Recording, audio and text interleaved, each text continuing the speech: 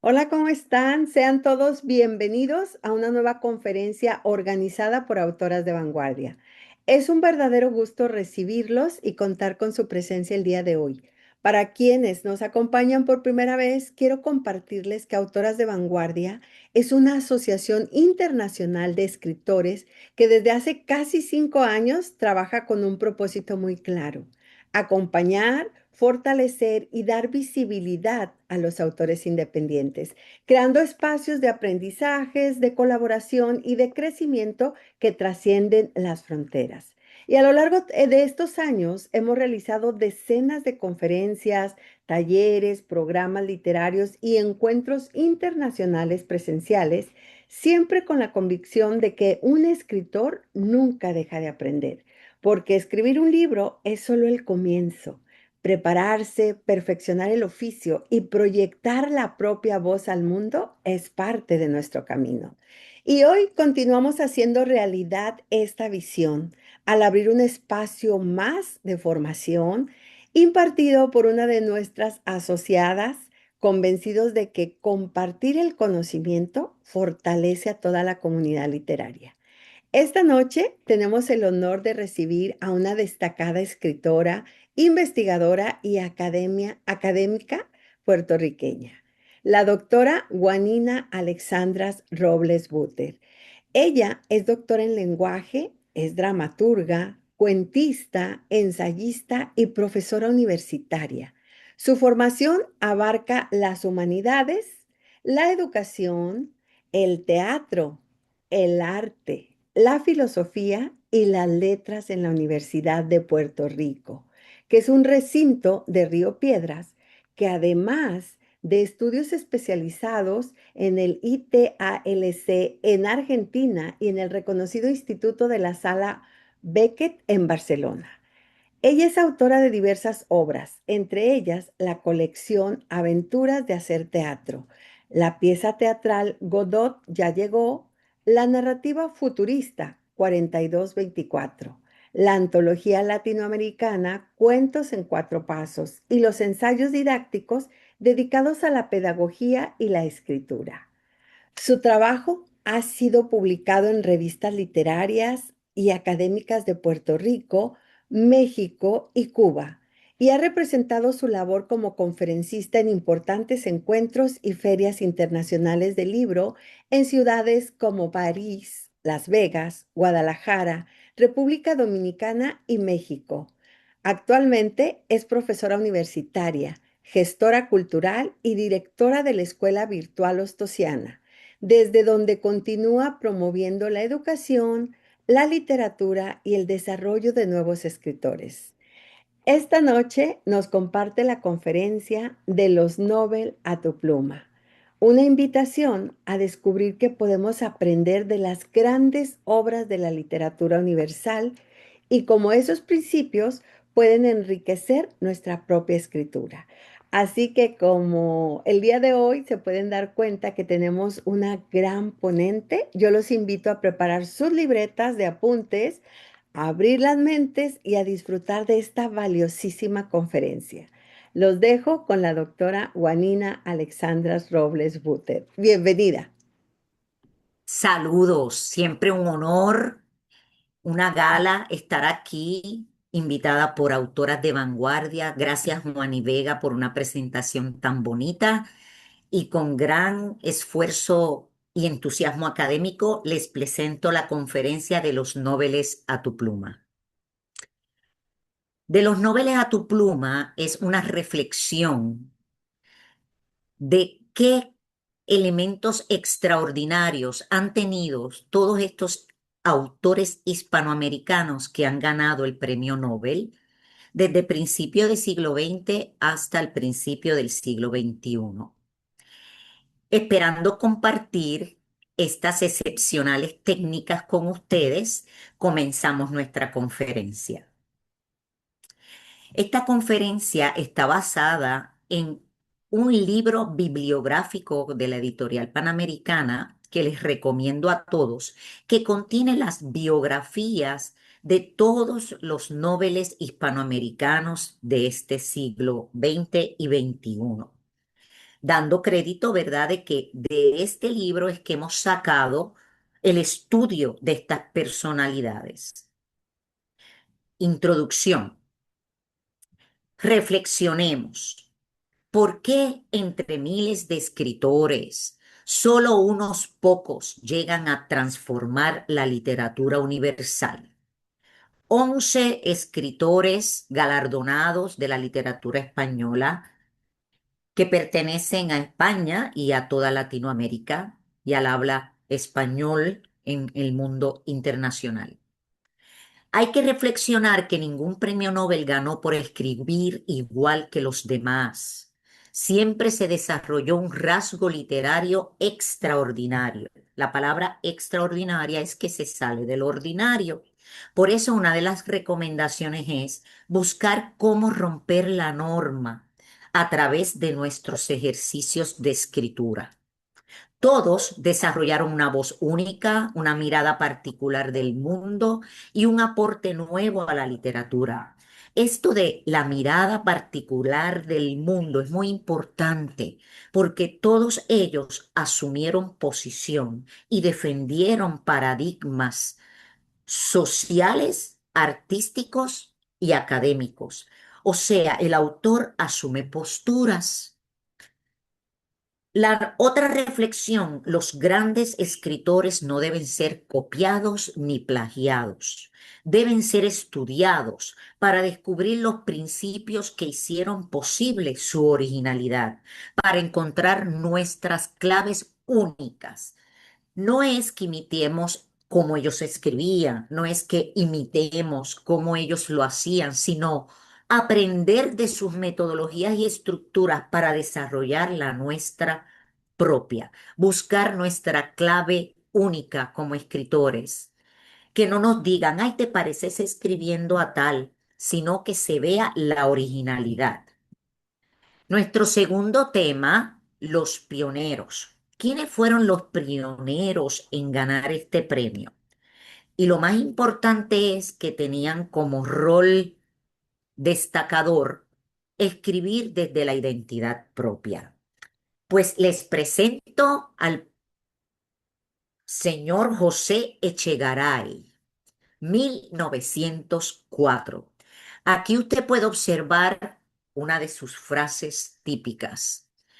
La belleza, lo que es ahora, no lo sabemos con certidumbre. Matemática, quizás no lo sepamos nunca, pero la belleza existe, palpita en la naturaleza, así como la ola rompe la playa en espuma. Es de Madrid, es español, es dramaturgo y escribía en versos, o sea que mezclaba la dramaturgia con la poesía, siempre en octosílabos. Y además estaba muy preocupado por la identidad del drama español y cultivar sus tradiciones. La clave combinaba saberes, era científico, matemático y dramaturgo, su monumental impacto internacional por revivir el teatro clásico español con su precisión estructural de ingeniero, estructuraba la dramática en versos. ¿Qué aprendemos de él? El escritor no debe limitarse a la literatura, debe integrar disciplinas en su narrativa. Las experiencias profesionales enriquecen la creación. O sea que él, aunque era un matemático e ingeniero, se veía en su obra que él estaba trabajando también los temas que él tenía de matemática, ciencias e ingeniería dentro de la creación. Por eso nuestro ejercicio es que escribas un texto que utilice conocimientos ajenos a la literatura y los conviertas en material narrativo. Yo una vez hice un experimento en una de mis obras de teatro y es que existe el robot matemático. Era para estudiantes de intermedia futurista y el lenguaje que utilizaba el robot era siempre un lenguaje matemático. Sus obras, las que le merecieron el galardón, El Gran Galeoto, 1881, muestra cómo la calumnia social destruye vidas. Fíjense que también en sus temas venía el humanismo. la moral, la ética. Su segunda obra, O locura o santidad, de 1876, y expone a la sociedad tildando de loco al hombre honrado. Fíjese cómo también la honra, que es algo ético, está entre sus temas.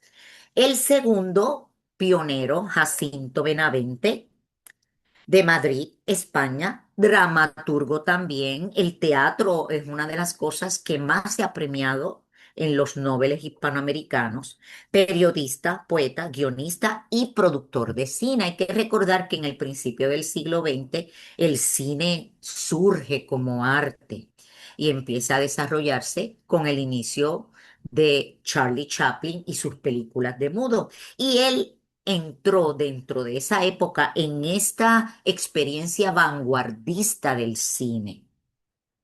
La peor verdad solo cuesta un gran disgusto, pero la mejor mentira cuesta muchos disgustos pequeños y al final un disgusto grande. Su frase célebre. Fíjense cómo tomaban posición ética sobre la realidad. Clave, la observación de la conducta humana. Naturalidad conversacional. Tenía una capacidad de escribir diálogos de manera natural, con ironía, pero cuando dice bisturí social es que siempre hacía radiografías de lo que pasaba en su contorno psicosocial. Y además se le conoce como un escritor de diálogos psicológicos, de profundidad alegórica. Los grandes conflictos nacen de las relaciones humanas. Eso de la situación dramática conflictiva era su fuerte. Ejercicio. Observar la conducta humana, o sea, haz una radiografía de un vecino, alguien cercano a ti, selecciona esa conversación cotidiana conflictiva, convertirla en una situación dramática de un escrito que integre narración y diálogos al estilo benaventino. El estilo benaventino que se desarrolló tiene que ver con ironía, desarrollar lo social con subtexto psicológico. O sea, que se habla de lo que pasa por dentro de los personajes. No se describe lo externo, sino qué está pasándole adentro de sí al personaje. Sus obras más importantes, Los intereses creados, fíjense que es, al campo se fueron el interés y el amor un día, más pudo el interés que el amor que te tenía. Ese refrán es como el tema de esta obra, donde con sátira y humor y utilizando personajes clásicos de comedia del arte, él crea una comedia como española, criticando en el tiempo se creía en el positivismo y él criticó esta corriente a través de esta obra. La Malquerida, en 1913, con intrigas excepcionales, diálogos que describen pasiones femeninas de la mujer española de la época, con artificio en la creación de conversaciones llenos de ingeniosidad. ¿Qué es la ingeniosidad? Mira, lo inesperado.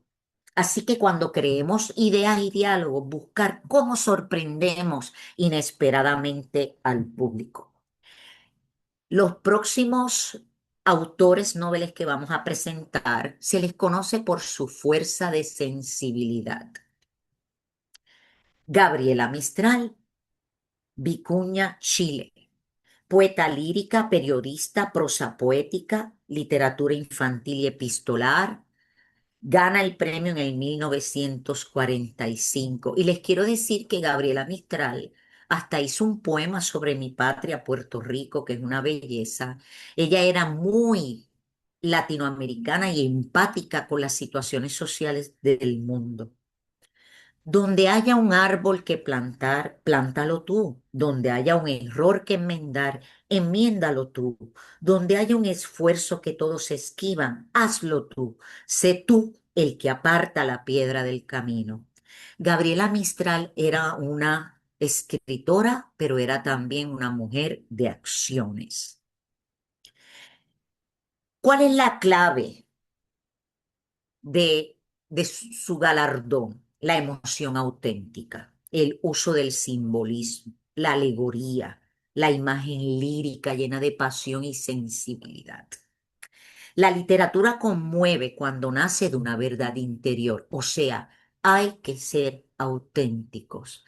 Yo tengo una frase que se dice, hay que ser autor de pluma valiente. ¿Qué quiere decir esto? Que nos atrevamos a hablar lo que nadie habla, que nos atrevamos a señalar lo que sabemos que existe, pero nadie quiere hablar de ello. Vivir del tabú en la escritura, ser valientes con nuestra pluma para denunciar lo que haya que denunciar. Así fue Gabriela Mistral. Por eso ella era auténtica y verdadera, apasionada y alegórica. Alegórica que crea símbolos, que siempre detrás de su oración hay una idea subyacente que nos dice cada vez más. ¿Qué ejercicio podemos hacer? Escribir una confesión porque ella hacía epístolas. Y entonces creamos una carta donde confesemos algo que nadie sabe, a través de poesía o de prosa poética, a través de poemas con métrica exacta o libre. Y recomendamos que no sea en primera persona, sino que posea datos con honestidad emocional, profundidad humana, compasión, pero como son alegóricos simbólicos, lo pones en tercera persona, que no refiera a ti, aunque sea una confesión tuya. Es como una especie de secreto, algo que se oculta a través de la narración en tercera y segunda persona. El autor, aunque tenga vivencias, las ficcionaliza.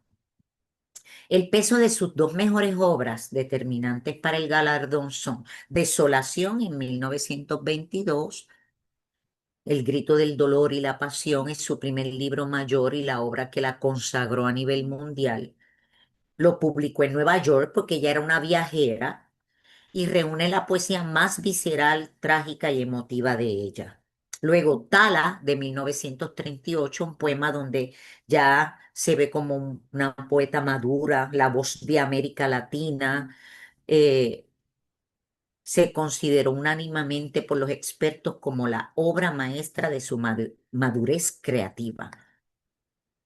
Fíjese que cada foto aquí usted puede ver por qué el premio Nobel lo recibió. Por su poesía lírica que inspirada por poderosas emociones convirtieron su nombre en un símbolo de aspiraciones idealistas en todo el mundo latinoamericano.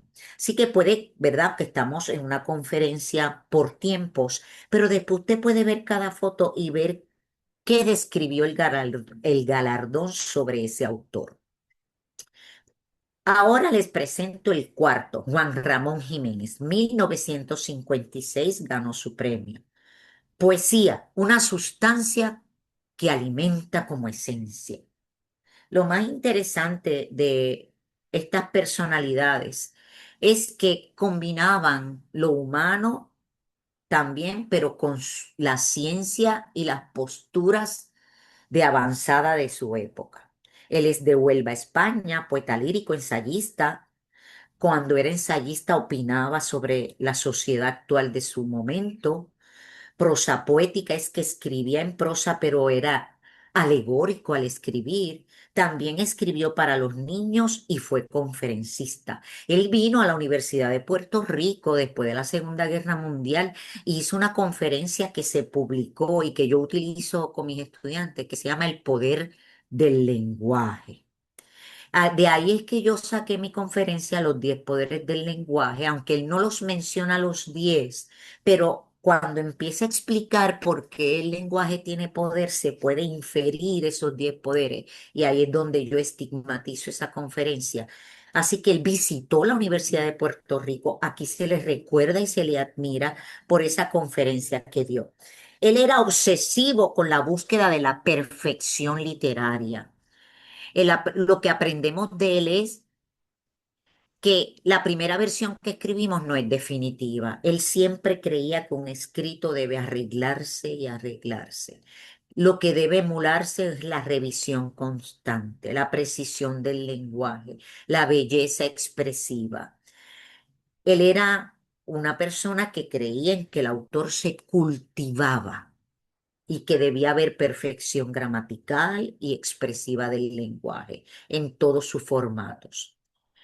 Él desarrolló una técnica que se le conoce como la animación de lo inanimado, o sea, que él hacía personajes o le daba vida a cosas que no tenían vida, que no eran personas, le daba características como de personas.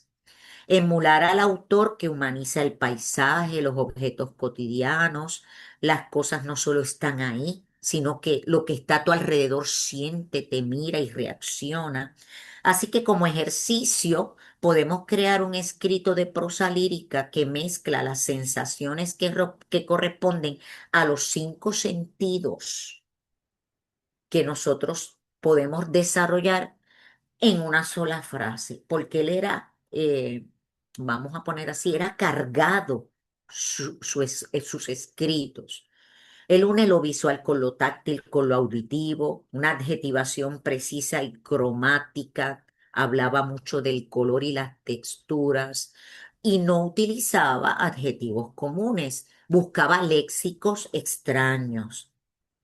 Seleccionaba muy específicamente sus palabras para definir las cosas como el color, la luz, las texturas, buscando siempre capturar la esencia exacta del objeto. Aquí está su obra Platero y yo, que aquí hay un ejemplo de cómo él describía, ¿verdad?, en su obra. Sus dos obras que fueron determinantes para el galardón, Diario de un poeta recién casado, que lo escribió en el 1917. Fíjense que estaba ocurriendo la Primera Guerra Mundial en ese momento. Y él rompió con la poesía tradicional, que eso antes era muy importante. Las academias, ¿verdad?, reaccionaban a estas rupturas. Y lo escribió en un barco. Iba a casarse con su esposa Zenobia Camprubí, iba para Nueva York, que era como la capital de la cultura en ese momento. Y ahí se ve el choque de esa vivencia del mar con la urbe de Nueva York, un choque cultural que hace que su escrito sea diferente, donde mezcló géneros. O sea, que esto de la prosa poética no es actual. La prosa poética es algo que ya viene desde este caballero. En Platero y yo, en el 1917 también, es un libro que parece que es de niño, pero esa técnica de que le da animación a lo inanimado la desarrolla en este libro, que impactó tanto a adultos como a niños. La cuarta etapa son estos escritores que ganaron premio, que eran imaginativos, una capacidad de imaginar enorme. Además, utilizaban esa imaginación como una identidad nacional. El guatemalteco número 5, Miguel Ángel Asturias. En el 1906-7 gana su premio. Yo nací en ese año, así que es un año que lo recuerdo, ¿verdad? Como empático.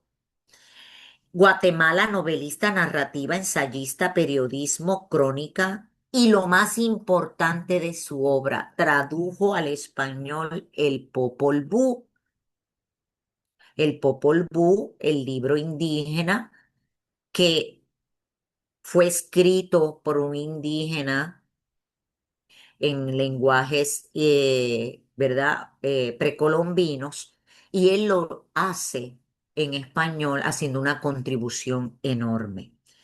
Su frase, el trabajo de un novelista es hacer visible lo invisible con las palabras. Esto me hace mucho sentido porque nosotros los autores creamos mundos alternos, nuevos mundos a través de la imaginación. La clave que une el mito y la realidad, obviamente, ¿verdad? Ya verán por qué, porque él después hace una novela, después que traduce el Popol Vuh, que tiene que ver con las tradiciones indígenas de su región. El aprendizaje que tenemos es que nuestros cuentos de pueblo, todas esas tradiciones que están en tu pueblito, que a veces desvalorizamos, los cuentos de caminos de donde nacimos, aunque sean centros rurales, tienen valor. Tiene valor lo que viven esas regiones que nadie sabe ni conoce. Es dar a conocer lo oculto de todos nuestros pueblos originarios. O sea que un autor habla de su país, de su patria, de su pueblo, de las cosas que pasaron allí y crea empatía con los demás humanos a través de esas identificaciones. Hay que ser creativo y vamos a ver si este ejercicio nos puede ayudar. Identifica una historia indígena o ancestral de tu país o tu pueblo y crea un escrito narrativo que rescate esa memoria colectiva y trata de incluir léxicos o vocabulario, ¿verdad? Que es el sinónimo, originales de esas leyendas o tradiciones. Practicar hablar de nosotros mismos y nuestros pueblos. Sus tres obras, El Señor Presidente, donde él ataca las dictaduras latinoamericanas, El Hombre de Maíz, inspirada en la mitología maya, y obviamente que tradujera el Popol Vuh.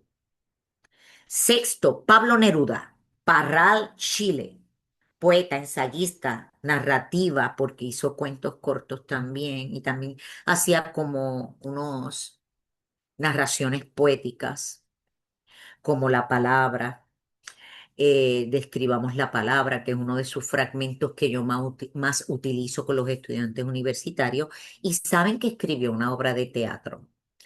Su frase es seleccionada, tiene muchas, impactó mucho a Latinoamérica.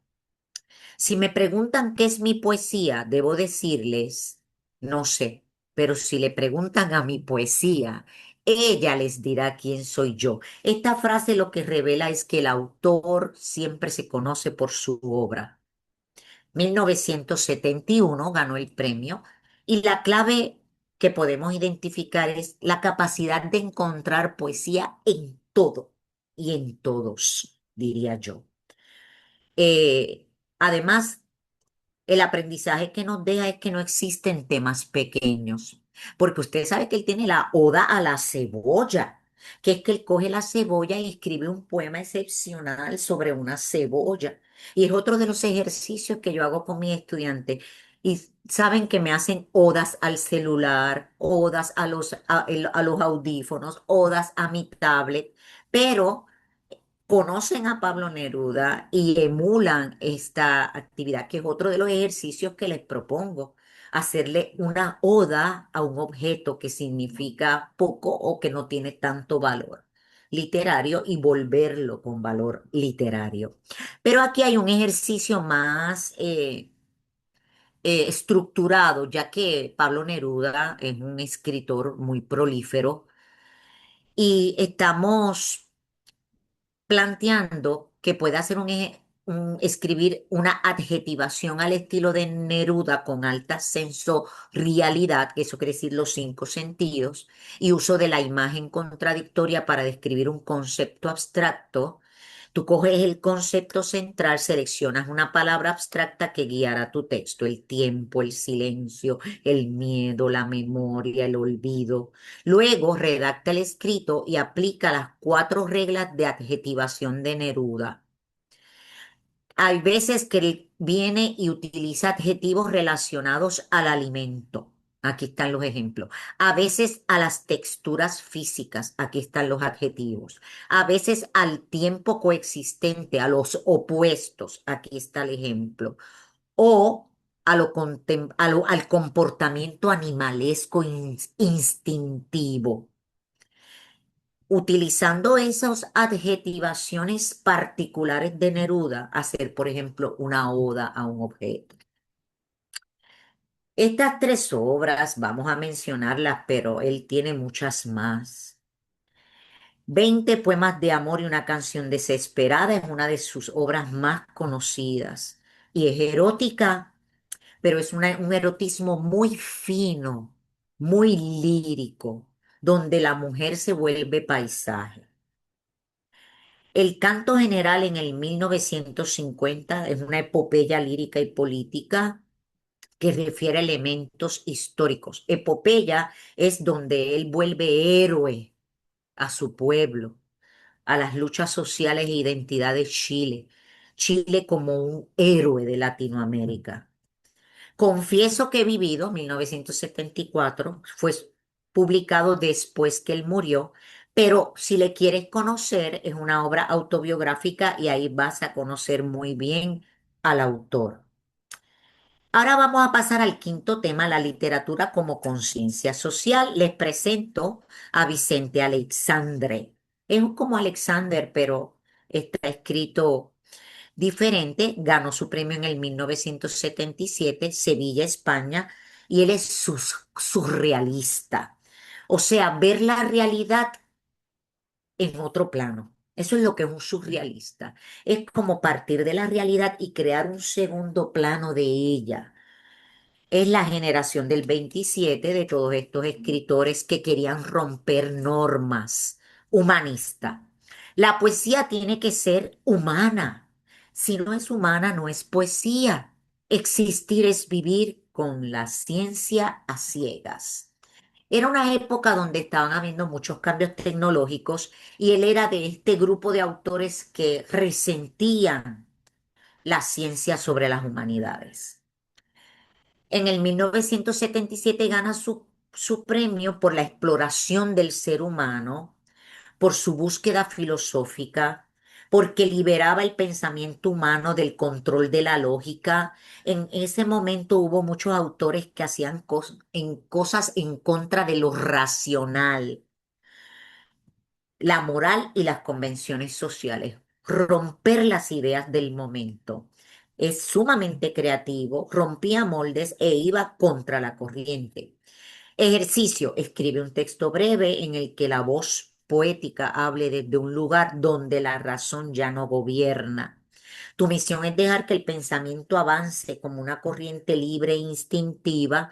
No justifiques nada, sin explicar nada, sin obedecer a ninguna norma social. Y puedes comenzar con la frase: en la arena aún brillaba la huella de algo que no era un paso, sino un deseo. Aclararnos eso. ¿Qué es lo que había en la arena? ¿Por qué un deseo y no un paso? Y empezar a manejar el lenguaje desde una perspectiva no lógica. Yo tengo dos ejercicios que utilizan esto, que es el discurso disparatado, que se los recomiendo a aquellos que no lo han hecho todavía, que es escribe un discurso donde empieces a mezclar ideas de manera disparatada. ¿Ok? En México tenemos a Cantinflas que hace como discursos disparatados.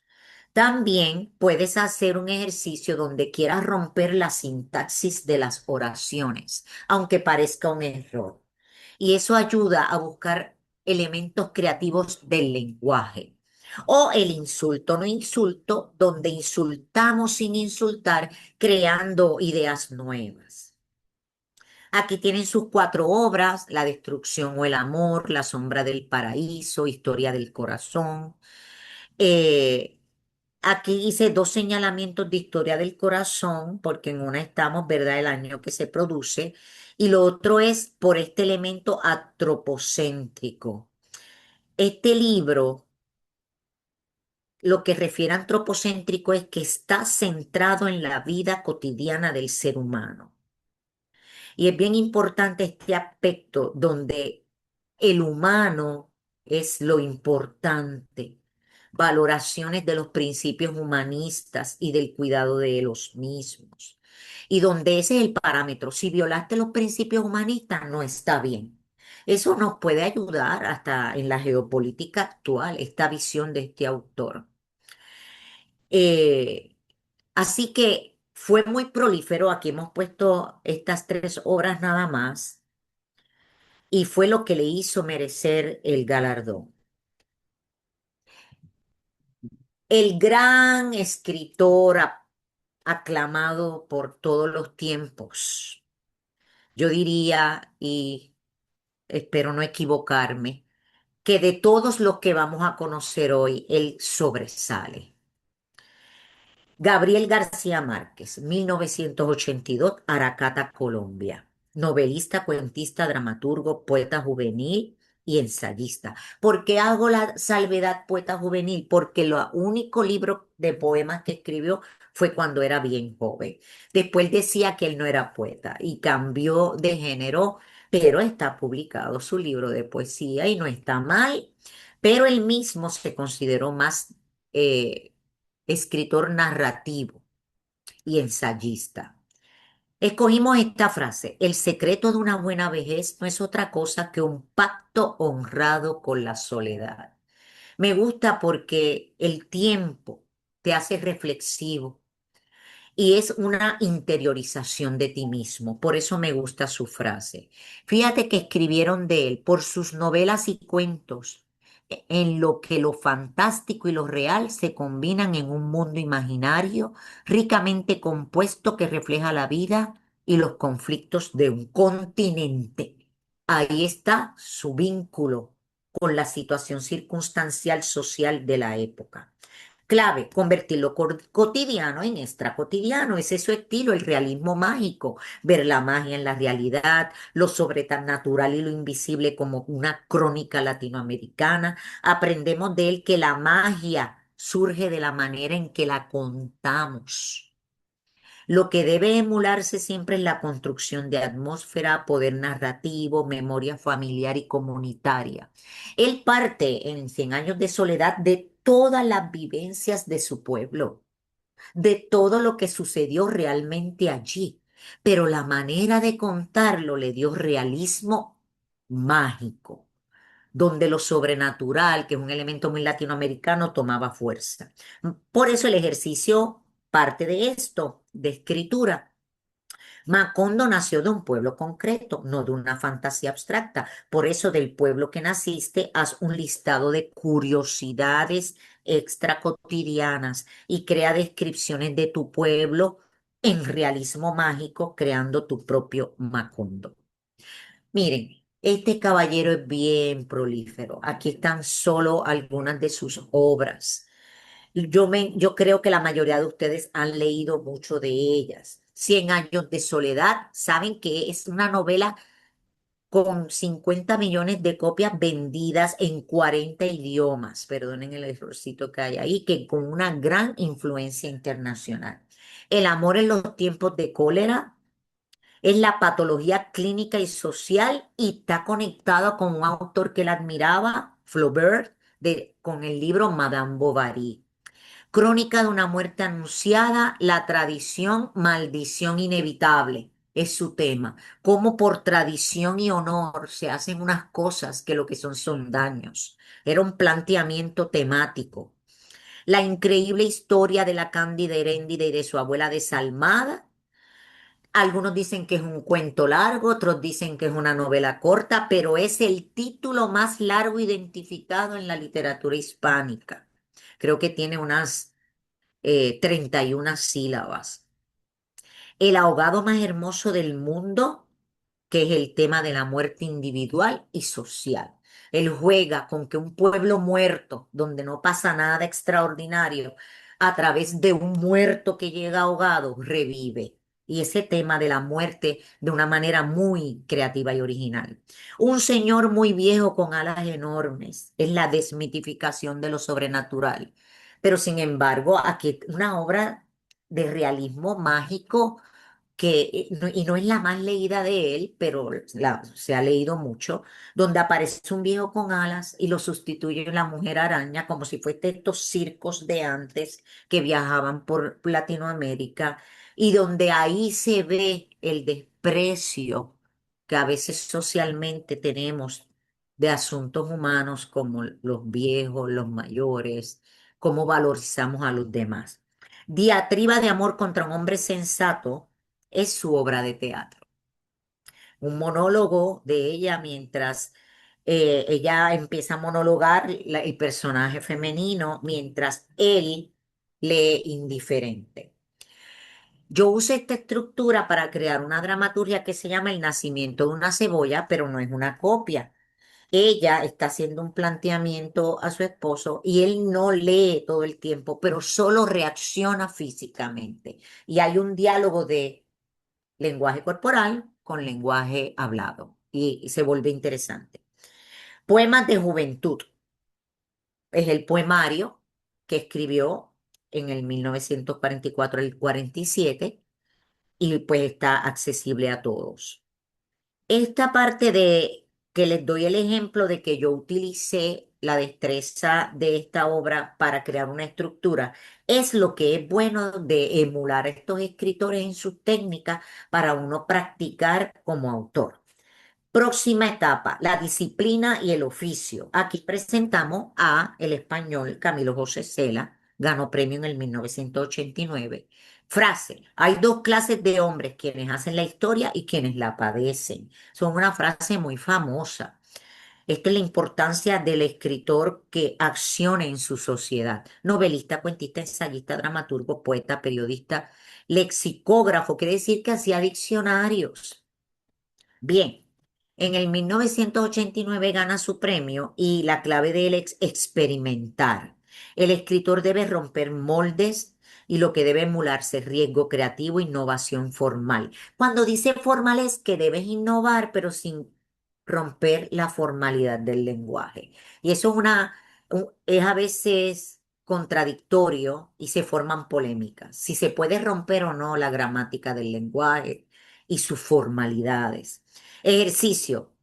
Puedes aplicar la técnica de la colmena, que es que el protagonista sea el grupo.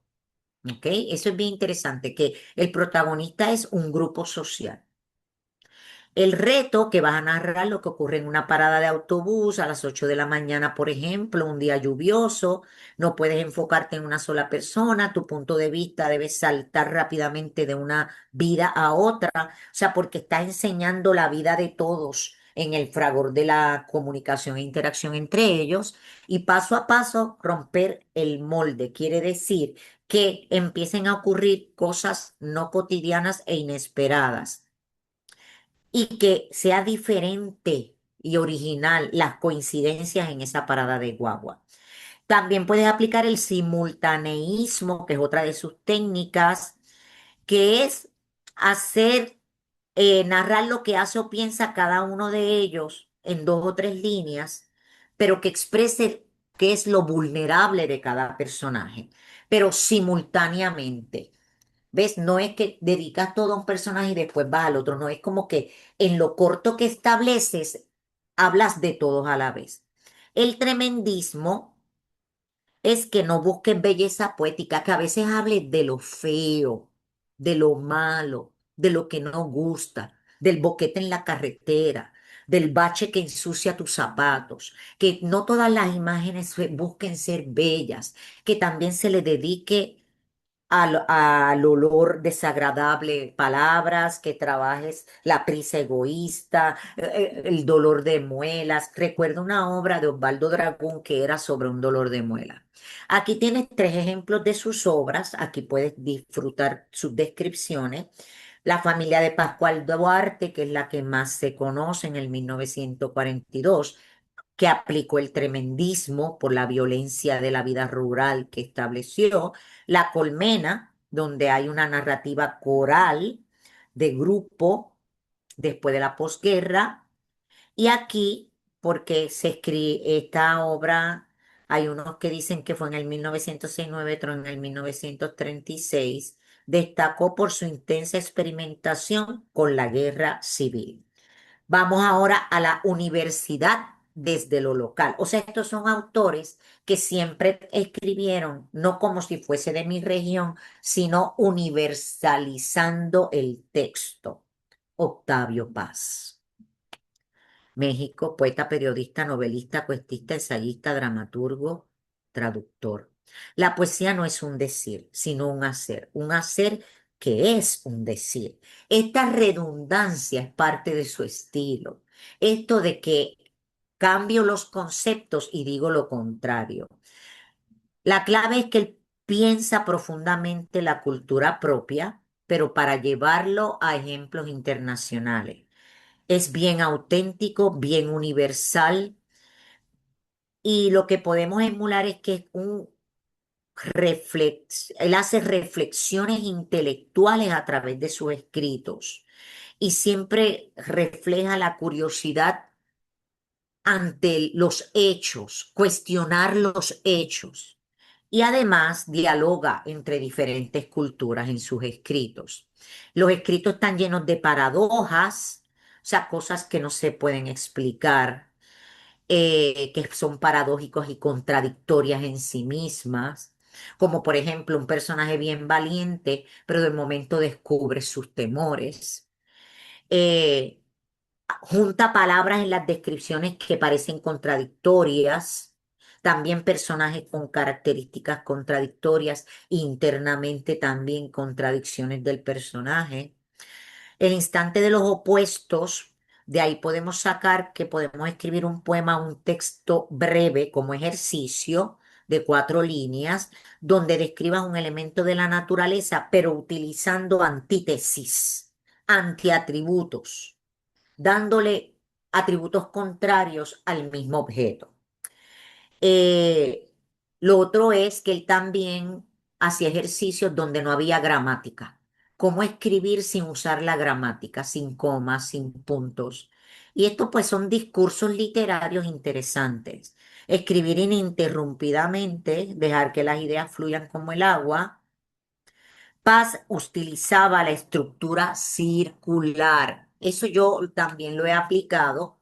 Y es que como empieza, se conecta con lo que termina. Se cierra el círculo.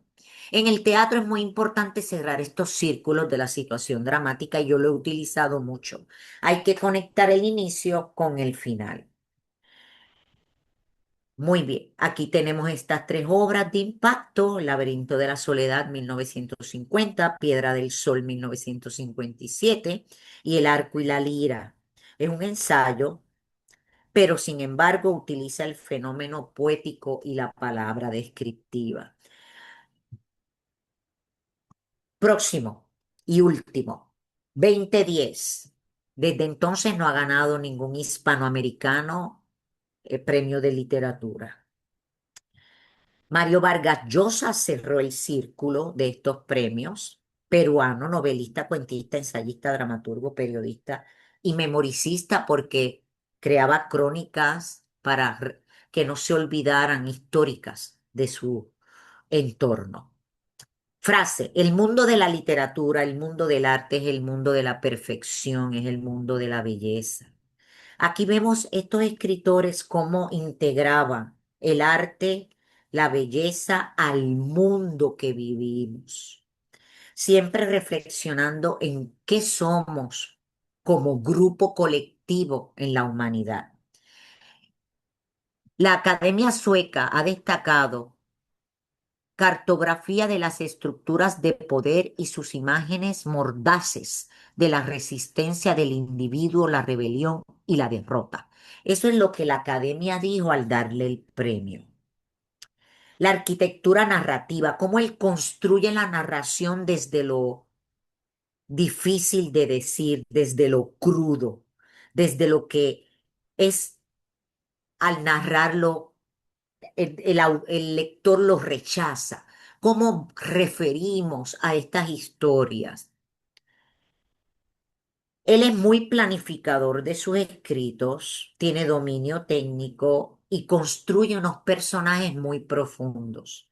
Crea atmósferas hostiles a través de la descripción cruda. Por eso el ejercicio de escritura como autor que te recomendamos es que practiques la crudeza de la palabra a lo Vargas Llosa, refiriendo a situaciones sociales crónicas, como por ejemplo La ciudad y los perros, que escribe en el 1963, que es un retrato brutal de la disciplina militar y la pérdida de la inocencia juvenil en un internado en Lima. Ve, habla de cosas que no se quieren conocer o saber, crueldades humanas. La conversación en la catedral, que también habla políticamente y moral de la sociedad peruana, y hay una crítica a las dictaduras latinoamericanas del momento, pero sin embargo todo se ve a través de una charla en un bar. La fiesta del Chivo, en el 2000, que es la reconstrucción histórica implacable del dictador Rafael Trujillo en la República Dominicana. ¿Te gustaría que diseñemos un ejercicio con estos noveles? Sería bien bueno que en los comentarios, cuando veas esta presentación en el enlace, nos comentes qué ejercicios tú podrías hacer con que te inspiran estos autores. Y quiero terminar y cerrar la conferencia con esta expresión. El escritor Nobel nace de una voz propia y original, que rompe estructuras y moldes, pero posee a su vez un corazón apasionado, comprometido con su circunstancia, espacio y tiempo. Pues sin más, agradecida de que escuchen esta conferencia. Gracias por su atención. Somos autoras de vanguardia. Muchísimas gracias, doctora Guanina. De verdad que es esta conferencia que nos has impartido. No solo hemos conocido a esos 11 premios Nobel que nos presentaste, sino que estamos descubriendo o descubrimos ahí la esencia de sus obras a través de de las frases que nos compartiste, también el legado que dejaron, nos diste claves y el aprendizaje que cada uno de nosotros podemos tomar de estos grandes premios Nobel. Y la verdad que lo que más me ha gustado es que cada autor lo acompañaste de un ejercicio de reflexión y de escritura. Entonces, yo creo que nos has dejado una puerta abierta para hacerte esta invitación. Queremos tener una segunda conferencia y yo creo que todos aquí me van a decir que sí, en la cual realmente hagamos los ejercicios, lo que llamaríamos un taller de escritura, porque la verdad es que fue súper interesante conocer cada uno de estos autores que nos trajiste y más si estamos en este mundo de la escritura. Pero antes de despedirnos, queremos agradecerte profundamente, Juanina, por compartir con nosotros todos tus conocimientos, esa gran experiencia, pero lo que más me encanta de ti es la pasión que tienes por la literatura. Toda mi admiración y Honor. respeto para ti. Muchas gracias a cada uno de ustedes por acompañarnos, por seguir apostando por su crecimiento como escritores. En Autoras de Vanguardia vamos a continuar creando estos espacios de aprendizaje, de inspiración y de proyección internacional para cada uno de ustedes. Así que los invitamos a seguirnos en nuestras redes sociales, a también acompañarnos en las próximas conferencias, talleres y programas literarios que hemos preparado para ustedes durante todo este mes de julio y en lo que resta del año. Así que la próxima vez que nos veamos, estamos seguros que vas a encontrar algo nuevo, que vas a aprender algo diferente y que vas a poder compartir con todos nosotros estos conocimientos. Muy buenas noches a todos. Gracias por estar aquí y nos vemos en la próxima.